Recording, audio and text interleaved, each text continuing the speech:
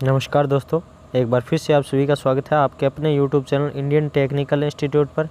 तो आज अपने जो है इस वीडियो में बात करने वाले हैं बैंक नोट प्रेस देवास के अंदर यानी कि मध्य प्रदेश के अंदर ये आपकी जो है सरकारी भर्ती का मौका निकल के सामने आया है। जितने भी ITI वाले स्टूडेंट हैं, डिप्लोमा वाले स्टूडेंट है या ग्रेजुएशन वाले स्टूडेंट है, इसमें आपके BTech वाले जो स्टूडेंट हैं उनको इंक्लूड नहीं किए गए दोस्तों। तो इस वीडियो के अंदर हम लोग जो है डिटेल से बात करने वाले हैं कि ये जो वैकेंसी है इसमें कितनी आपकी पोस्टें रहेगी और आपकी क्वालिफ़िकेशन का क्राइटेरिया क्या रखा गया है और आपकी जो एज लिमिट है वो क्या रखी गई है और आपका जो है फॉर्म कब से स्टार्ट हो रहे हैं।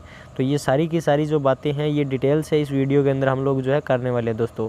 तो वीडियो जो है उसको अंत तक ज़रूर देखिएगा। बाकी चैनल पर अगर आप पहली बार आए हैं तो चैनल को सब्सक्राइब कर लीजिए दोस्तों। चलिए शुरू करते हैं।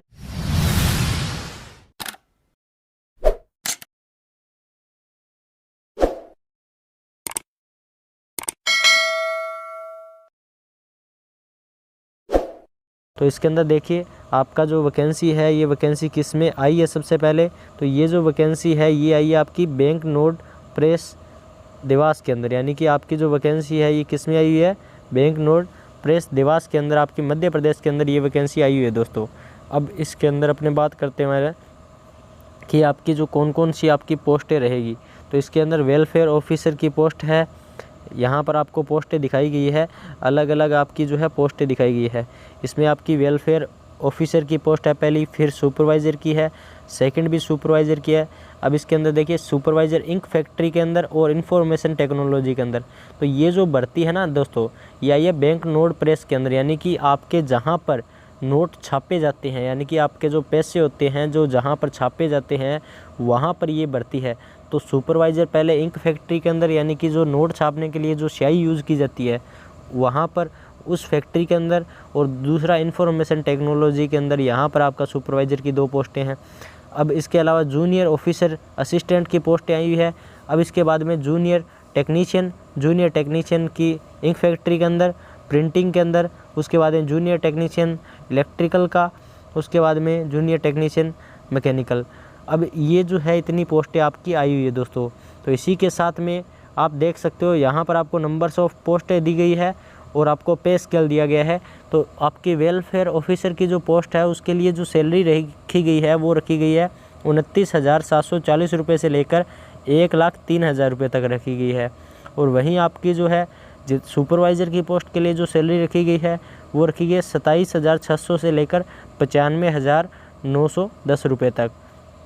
इसके अलावा जूनियर ऑफिसर असिस्टेंट की जो पोस्ट है उसके लिए जो सैलरी रखी गई है वो रखा गया 21,540 रुपये से लेकर 77,160 रुपये तक। और आपका जूनियर टेक्नीशियन की जो सैलरी रखी गई है दोस्तों वो कितनी रखी गई है, वो रखी गई है 18,780 से लेकर 67,390 रुपये तक।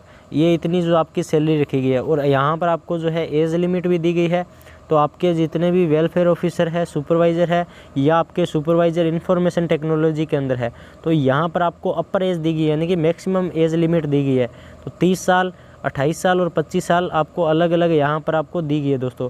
अब इसके अंदर ध्यान आपको रखना क्या है, तो आपको ध्यान ये रखना है कि इसके अंदर जो है आपको अनरिजर्व कैटेगरी के अंदर तो आपकी एज जो है वो सेम रहेगी, ये जो दी गई है। लेकिन आपकी जैसे SC है, ST है या OBC है, इनको अलग अलग आपका जो एज लिमिट के अंदर जो छूट होती है वो तो आपको मिलेगी दोस्तों। बाकी आपको एक बात का ये ध्यान रखना है कि यहाँ पर जो आपको एज लिमिट के अंदर छूट दी गई है, इसके अलावा जो है ये जो एज लिमिट होगी ये आप जैसे सेंटर की वैकेंसी है, यानी कि केंद्र की वैकेंसी है, तो आपको ऐसे नहीं है कि आप राजस्थान से है, बिहार से है, यूपी से हैं, तो आपको यूपी के अंदर आप SC के अंदर है, और अगर आप अदर स्टेट में जाएंगे तो अनरिजर्व कैटेगरी के अंदर आते हैं। लेकिन इस जो वैकेंसी रहेगी, इस वैकेंसी में आप अगर SC से हैं तो SC से ही वहाँ पर आपके काउंट होंगे दोस्तों। यानी कि आपको सेंटर लेवल की वैकेंसी है, तो सेंटर लेवल के अंदर जिस आप कास्ट के अंदर आते हैं, जिस कैटेगरी के अंदर आप आते हैं, उसी कैटेगरी के अंदर आप काउंट किए जाएंगे। तो आपको जो एज के अंदर जो आपको छूट है वो आपकी कैटेगरी के अनुसार आपको मिलेगी दोस्तों। अब इसके बाद में अपने बात करते हैं, यहाँ पर आपको जो है फॉर्म स्टार्टिंग और क्लोजिंग डेट की बात करते हैं। तो फॉर्म जो स्टार्ट हो रही है, देखिए इंपॉर्टेंट डेट जो यहाँ पर आपको जो है इंपॉर्टेंट डेट दी गई है दोस्तों। तो इंपॉर्टेंट डेट के अंदर आपको जो दी गई है वो दी गई है 12/5/2021 से, यानी कि आपके जो है 12 मई से फ़ॉर्म स्टार्ट है और 11 आपके जून तक फ़ॉर्म चलेंगे दोस्तों। यानी कि पूरा का पूरा 1 महीना आपको फ़ॉर्म जो है अप्लाई करने के लिए दिया गया है, और यही जो 1 महीना है ये आपको पेमेंट जो है फ़ीस जो है वो आपको डिपॉजिट करने के लिए भी दिया गया है। अब इसके अलावा यहाँ पर देखिए इन्होंने जो है ऑनलाइन एग्ज़ामिनेशन की जो आपको डेट है वो भी इन्होंने दे दी कि जुलाई 2021 या अगस्त 2021 के अंदर एग्ज़ाम लेंगे। तो अभी तो कोरोना वाला सिस्टम चल रहा है तो कंफर्म नहीं कह सकते, लेकिन हो सकता है कि अगर ये सिस्टम थोड़ा सा ख़त्म होता है, जुलाई अगस्त तक थोड़ा सा ठंडा होता है, तो उसके कारण आपका जो एग्ज़ाम है वो इसी टाइम लिया जा सकता है दोस्तों। अब देखिए इसके बाद में अपने बात करते हैं एलिजिबिलिटी की बात करेंगे इस वीडियो के अंदर। तो एलिजिबिलिटी की बात करते हैं तो यहाँ पर आप जितनी भी आपकी पोस्टें थी उनकी अलग अलग जो एलिजिबिलिटी है वो क्या रखी गई है दोस्तों। तो वो देखिए यहाँ पर आपकी जो है वेलफेयर ऑफिसर की जो पोस्ट है उसके लिए यहाँ पर आपकी जो डिग्री है, यानी कि आपकी जो डिग्री है उसको रखा गया है, यानी कि ग्रेजुएशन की डिग्री को रखा गया है। उसके अलावा सुपरवाइज़र इंफॉर्मेशन टेक्नोलॉजी के अंदर है, तो इनके अंदर आपकी डिप्लोमा जो है वो डिग्री रखी गई है। इसके अगर बाद में अपनी बात करेंगे तो यहाँ पर आपके जूनियर टेक्नीशियन जो है, यानी कि जूनियर टेक्नीशियन की जो पोस्टें हैं उनके लिए जो आपकी क्वालिफ़िकेशन का क्राइटेरिया रखा गया है वो आपका रखा गया है ITI रखा गया दोस्तों। देखिए यहाँ पर आपका जो क्राइटेरिया रखा गया है वो ITI रखा गया, सर्टिफिकेट NCVT से होना चाहिए, ध्यान रखिएगा दोस्तों। यहाँ पर अगर आपने जो डिग्री है वो SCVT से कर रखी है, तो SCVT से अगर किसी स्टूडेंट ने कर रखी है तो वो इस वैकेंसी के अंदर फॉर्म अप्लाई नहीं कर पाएगा दोस्तों।